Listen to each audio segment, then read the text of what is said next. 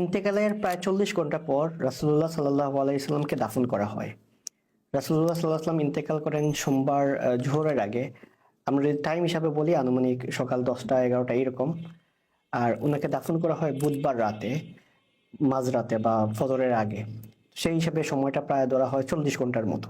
তো এই 40 ঘন্টায় কি হয় এরকম যদি আমরা লিস্ট করি তাহলে 10টা পয়েন্ট বলা যাবে যে এই 40 ঘন্টায় কি হয়েছিল। প্রথমত রাসূলুল্লাহ সাল্লাল্লাহু আলাইহি ওয়াসাল্লাম ইন্তেকালের পর উনি যে আসলে ইন্তেকাল করছেন কিনা এইটা নিয়ে একটা কনফিউশন দেখা দেয়। স্পেশালি অনেক সাহাবী মেনে নিতে পারতেছেন না যে রাসূলুল্লাহ সাল্লাল্লাহু আলাইহি ওয়াসাল্লাম ইন্তেকাল করছেন। ওমর ইবনুল খাত্তাব রাদিয়াল্লাহু আনহু তো বলেই ফেললেন যে যে বলবে রাসূলুল্লাহ সাল্লাল্লাহু আলাইহি ওয়াসাল্লাম ইন্তেকাল করছেন তাকে কতল করা হবে। উনি মসজিদে এই ঘোষণাটা করেন। পরে আবু বকর রাদিয়াল্লাহু আনহু যখন আসেন, উনি একটু দূরে ছিলেন। উনি আসার পর উনি কনফার্ম করলেন যে রাসূলুল্লাহ সাল্লাল্লাহু আলাইহি ওয়াসাল্লামকে উনি দেখতে গেলেন, উনি ওনার কপালে চুমু দিলেন, তারপর কনফার্ম করলেন যে রাসূলুল্লাহ সাল্লাল্লাহু আলাইহি ওয়াসাল্লাম ইন্তেকাল করছেন। তার মানে প্রথমত হলো ডেথ কনফার্মেশন একটা। সেকেন্ড হলো কি এটার কিছুক্ষণ পর, কয়েক ঘন্টা পর সাকিফায়ে বনু সাইদা নামক একটা জায়গায় মসজিদ থেকে একটু কাছেই ওইখানে একটা মিটিং হয়। সেই মিটিংকে আবু বকর রাদিয়াল্লাহু আনহুকে খলিফা নির্বাচিত করা হয় এবং এইটাকে বলা হয় তাকে উম্মতের উপর অনেক বড় একটা ফিতনা আসতে পারতো। তো এই ফিতনাটা রাসূলুল্লাহ সাল্লাল্লাহু আলাইহি ওয়াসাল্লাম ইন্তেকালের কয়েক ঘন্টা পরের এই ফিতনাটা দূর করা হয় আবু বকর রাদিয়াল্লাহু আনহুকে খলিফা নির্বাচনের মধ্য দিয়ে। তারপরে দুইটা ইভেন্ট গেল। 3 নাম্বার হলো রাসূলুল্লাহ সাল্লাল্লাহু আলাইহি ওয়াসাল্লামকে গোসল দিতে হবে। তো স্বাভাবিক যে কেউ ইন্তেকালের পর ওনাকে গোসল দেওয়ার সময় ওনার কাপড় খোলা হয়, তারপর গোসল দেওয়া হয়। তো রাসূলুল্লাহ সাল্লাল্লাহু আলাইহি ওয়াসাল্লামকে গোসল দেওয়ার সময় কিভাবে করা হবে এবং ওনার কাপড় খোলা হবে কিনা এটা নিয়ে সাহাবীদের মধ্যে একটা কনফিউশন দেখা দেয়। তো সময়টা ধরে নেওয়া হয় আনুমানিক সোমবার ওই দিনই বা মঙ্গলবার ওই দিনই রাতের মধ্যে। তখন আল্লাহ সবাইকে একটা ঘুম পাড়িয়ে দেন, সব সাহাবীদেরকে, এবং ওনারা ঘুমের মধ্যে একটা আওয়াজ শুনতে পান। সেই আওয়াজে বলা হয় যে রাসূলুল্লাহ সাল্লাল্লাহু আলাইহি ওয়াসাল্লামের যে কাপড় পরা অবস্থায় আছে সেই কাপড় পরা অবস্থায় যেন ওনাকে গোসল দেওয়া হয়। অর্থাৎ অন্য সবাইকে যেভাবে গোসল দেওয়া হয় সেভাবে রাসূলুল্লাহ সাল্লাল্লাহু আলাইহি ওয়াসাল্লামকে গোসল দেওয়া হয় নাই, ওনাকে কাপড় পরা অবস্থায় গোসল দেওয়া হয়। রাসূলুল্লাহ সাল্লাল্লাহু আলাইহি ওয়াসাল্লামকে গোসল দেন ওনার চাচাতো ভাই এবং ওনার জামাই আলী ইবনে আবি তালিব রাদিয়াল্লাহু আনহু। 4 নাম্বার রাসূলুল্লাহ সাল্লাল্লাহু আলাইহি ওয়াসাল্লামকে কাফন পরানো। রাসূলুল্লাহ সাল্লাল্লাহু আলাইহি ওয়াসাল্লামকে 3টা ইয়েমেনি কাপড় দিয়ে কাফন পরানো হয় এবং এই ইয়েমেনি কাপড়টা যে জায়গা থেকে আসে সেই জায়গাটার নাম হলো সাহুল নামক একটা অঞ্চল। ওই জায়গাটা থেকেই কাপড়টা আসে। ওইখানের কাপড় দিয়ে রাসূলুল্লাহ সাল্লাল্লাহু আলাইহি ওয়াসাল্লামকে কাফন পরানো। এবার সবচেয়ে ইম্পর্টেন্ট প্রশ্ন জানাজার নামাজ। রাসূলুল্লাহ সাল্লাল্লাহু আলাইহি ওয়াসাল্লামের জানাজা পড়াবেন কে? এটা নিয়েও দেখা যায় কিছু কনফিউশন দেখা দেয়।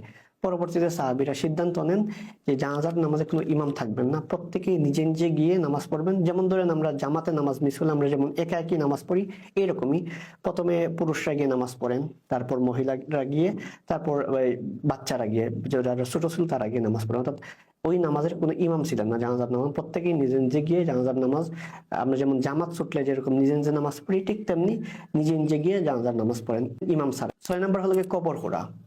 তো রাসূলুল্লাহ সাল্লাল্লাহু আলাইহি ওয়াসাল্লামকে তো দাফন করা হবে, কবর খুঁড়তে হবে। তো কোন জায়গায় ওনাকে দাফন করা হবে এটা নিয়ে প্রথমে একটা কনফিউশন দেখা দেয়। কেউ বলেন জান্নাতুল বাকিতে দাফন করা হোক, কেউ বলেন অন্যান্য জায়গায়।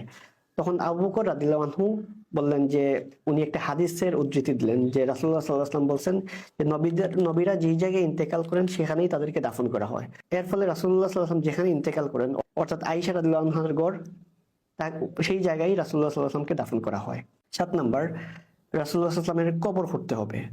তো কবর খোঁড়ার জন্য তো ওই সময় মদিনা 2টা ওয়েতে কবর খোঁড়া হতো, 2টা স্টাইলে।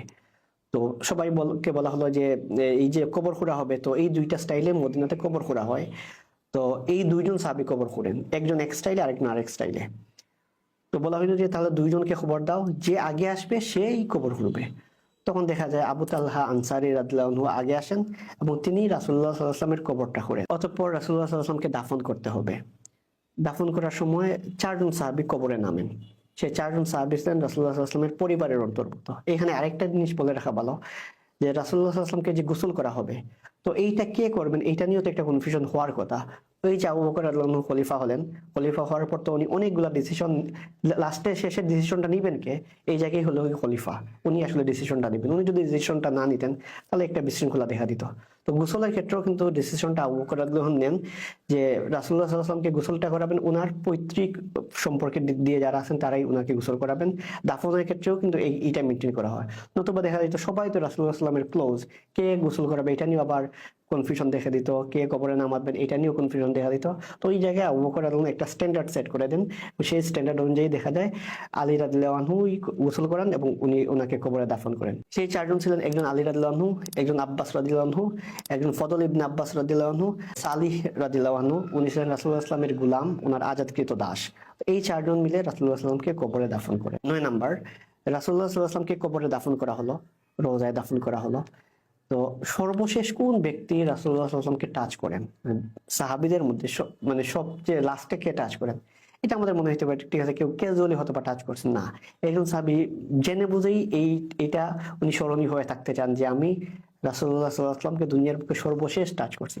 তো ওর নাম ছিল মুগিরা ইবনে শুবা রাদিয়াল্লাহু আনহু। উনি কিভাবে রাসূলুল্লাহ সাল্লাল্লাহু আলাইহি ওয়াসাল্লামকে টাচ করেন এই রিলেটেড দুইটা বর্ণনা পাওয়া যায়। একটা বর্ণনায় দেখা যায় উনি কবরে যখন মাটি দেওয়া হয় নাই তখন উনি কবরে নামার পর বলছেন মাটি দাও, তখন ওনার উপরেই মাটি দেওয়া হয় এবং ওনার পা পর্যন্ত যখন মাটিতে পড়ে যায় তখন উনি উপরে উঠে আসেন এবং সেই হিসাবে বলা হয় উনি আসলে সর্বশেষ রাসূলুল্লাহ সাল্লামকে টাচ করেন। আরেকটা ঘটনা পাওয়া যায় যে সবাই যখন কবরে থেকে উঠে পড়ে তখন উনি ওনার আংটিটা রাসূলুল্লাহ সাল্লাল্লাহু আলাইহি ওয়াসাল্লামের কবরে ফেলে দেন।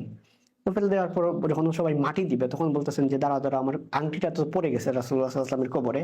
তখন উনি আবার কবরে নামার পর সেই আংটিটা তুলেন, রাসূলুল্লাহ সাল্লাল্লাহু আলাইহি ওয়াসাল্লামকে টাচ করে আসেন এবং এইভাবে উনি এটা নিয়ে খুবই গর্ববোধ করতেন যে সবার মধ্যে আমি সর্বশেষ রাসূলুল্লাহ সাল্লাল্লাহু আলাইহি ওয়াসাল্লামকে টাচ করে আসছি।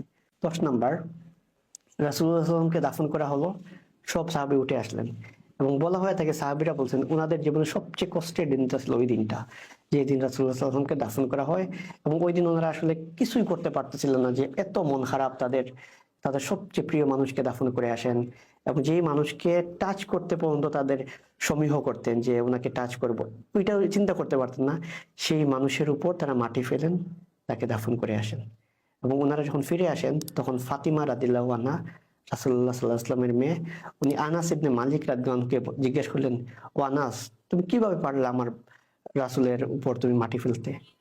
এত ইমোশনালি ওনারা রিয়াক্ট করেন, কিভাবে পারলা আমার রাসূলের উপর তোমরা মাটি ফেলতে?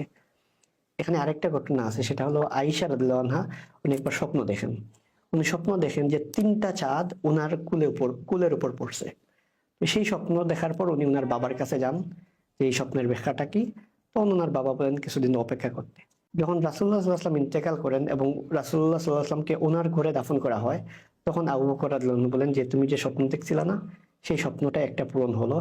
3টা চাঁদের মধ্যে সর্বোত্তম চাঁদ, সবচেয়ে মানে সেরা চাঁদ, সেটা এখন তোমার ঘরেই দাফন করা হলো।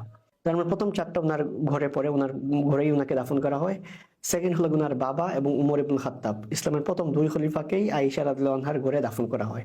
তো উনি যে স্বপ্নটা দেখেন যে 3টা চাঁদ ওনার কুলের উপর পড়ছে, সেই স্বপ্নটা এভাবেই পূরণ হয় যে রাসূলুল্লাহ সাল্লাল্লাহু আলাইহি ওয়াসাল্লামকে ওনার ঘরে দাফন করা হয়, আবু বকর রাদিয়াল্লাহু আনহুকে, উমর রাদিয়াল্লাহু আনহুকে, 3জনকেই ওনার ঘরে দাফন করা হয়। এভাবেই আয়েশা রাদিয়াল্লাহু আনহার স্বপ্নটা পূরণ হয়।